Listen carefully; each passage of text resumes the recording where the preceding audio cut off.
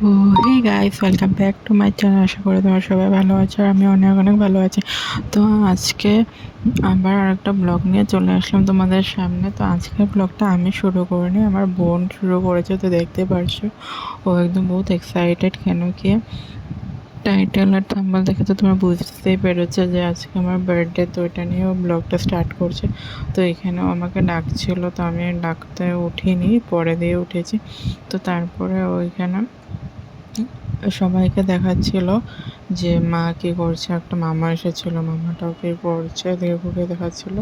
আর এদিকেও আমাকে ডাকছিল, ডাকার পর আমি একবার তাকিয়ে আবার ঘুমিয়ে পড়েছি। তারপর ওখানে একটু সোনার সাথে খেলু করছিল। আর এদিকেও ফার্স্ট টাইম ব্লগ করছে না, যেন খালি হাসতে আছে, লজ্জা পাচ্ছে। তো এই যে মামাটা আর এই যে আমার মা সকাল সকাল উঠে পড়েছে, অনেক কষ্ট করেছে সেদিন। আর আমার বার্থডে সেমন করে সেলিব্রেট করা হয়নি। তোমরা কে করেছি না করেছি সব তো তোমাদের সাথে শেয়ার করবোই। তো তোমরা ফুল ভিডিওটা কন্টিনিউ দেখতে থাকো, স্কিপ না করে। আশা করি তোমাদের অনেক অনেক ভালো লাগবে। তো তারপরে দেখো বোনও আমাকে ডাকতে এসে পড়েছে, প্রায় তখন 9:30 না 9টা বাজে। তখন আমরা উঠেছি, আর বোনও আমার আগেই উঠে ব্লগ স্টার্ট করে দিয়েছে। তারপর আমি উঠে গেলাম, দেখতে পারলে। তো তারপর আমি ভাত বসিয়েছিলাম, ভাত বসিয়ে তো সবাই আমরা খাওয়া স্টার্ট করে দিয়েছে। বোনু সবাই লাস্টে খেয়েছে, অনেক কাজ করেছে তো তার জন্য। আর এদিকে দেখো মা বাজার থেকে নিয়ে এসে খিচুড়ি আর লাবড়া বসিয়ে দিয়েছিল।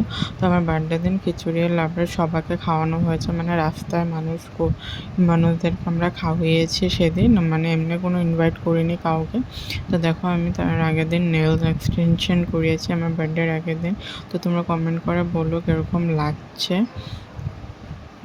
ফার্স্ট টাইম এক্সপিরিয়েন্স করলাম, বহুত ভালো লেগেছে করে আমার। তো তারপরে দেখো এখানে আমি এখন ঘর মুছবো, ঘর মুছে স্নান করে আজকে চলো দেখা। তো ওইখানে আমি স্নান টান করে এসে পড়লাম, তোমাদের সামনে দেখতে পারছো। তো আমি স্নান করে এখন বুনু স্নান করবো। তো তারপরে আমাদের খিচুড়ি রান্না করা হয়ে গেছে। তারপর আমরা এই যে মন্দিরে নিয়ে গেছিলাম সবাইকে দিব বলে। তো এখানে দেখো সবাই দিচ্ছে, মামা ছিল, আন্টি ছিল, আমার বোনও ছিল, মা ছিল, 2টা মামা ছিল। তো সবাই ওরা মিলে দিচ্ছিল। আর অনেকটাই গরম ছিল, তাও বৃষ্টি পড়ছিল, তাও কিন্তু গরমটা কমছিল না। তো তারপর দেখো আমি ঠাকুরের এখানে মিষ্টি দিয়ে দিলাম, 2 রকমের মিষ্টি, একটা শিব ঠাকুরকে, একটা গোপাল ঠাকুরকে।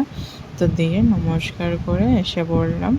তো তারপর আমি নিচে দিয়েছি, যেহেতু গোপালের মিষ্টিটা, তো তার জন্য মা বললো যে উপরে দিয়ে দিতে, নিচে দিতে লাগে না। তো তারপর আমি উপরে দিয়ে দিলাম। তো চলো আজকের ব্লগটা এই পর্যন্ত, দেখা হচ্ছে নেক্সট ব্লগে পার্ট